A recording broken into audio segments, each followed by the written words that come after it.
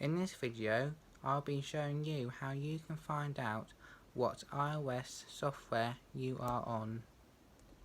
Make sure you stay to the end of this video because I'll be showing you how you can find all the information about your Apple device. Welcome to Adam's Apple Tech Guide YouTube channel. Hope you enjoy the video. First, go into Settings, then General, then Software Update.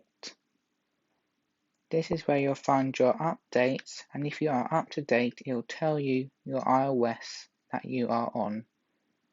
If you haven't done a software update for a long time and you don't know what software you are on, then first you want to go into Settings, then General, then About.